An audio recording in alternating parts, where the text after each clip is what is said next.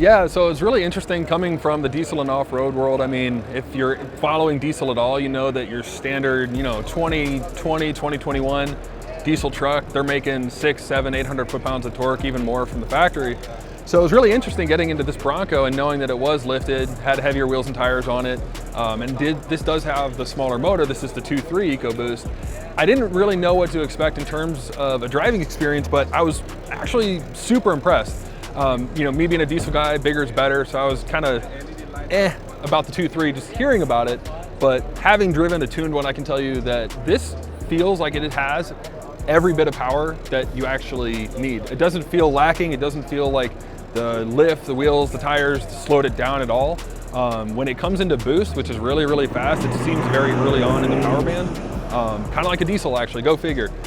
This thing pulls really, really hard through all the gears. So just on a power level, I was really, really impressed.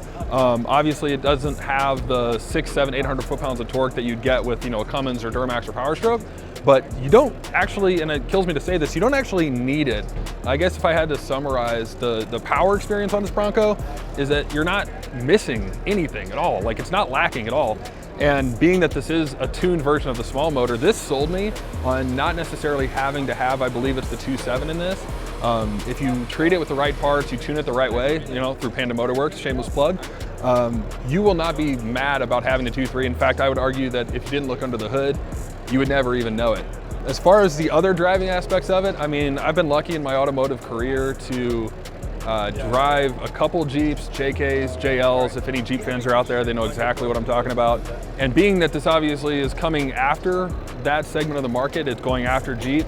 It's got the removable doors, got the removable roof. So I expected, no offense to Jeep people, kind of expected some of the same things. I expected some wind noise, I expected some rattles, and that's not a bad thing. It's just kind of part of having a vehicle that can come apart, right? And I will say, all credit to Ford on this. This is a lot quieter than any Jeep I've driven. Maybe those were exceptions because they've all been modified, but this one's modified too. And it was quiet and comfortable and spacious, and there was little to no wind noise, if at all, which is surprising when you consider that it does have like every LED pod, every LED light on the market. You would expect some wind noise, some rattle, some sacrifice from having all the accessories mounted. And there really wasn't. It's a really cool driving experience. It's very, very quiet. You can tell that Ford wanted a premium experience with this, even though it's kind of priced very competitively with a Jeep or with a 4Runner or any other thing that you might kind of cross shop. So not necessarily diesel related, but just as far as like personal experience driving this thing, I was blown away at how solid it felt, especially considering if you wanted to in a few minutes, you can kind of rip it apart.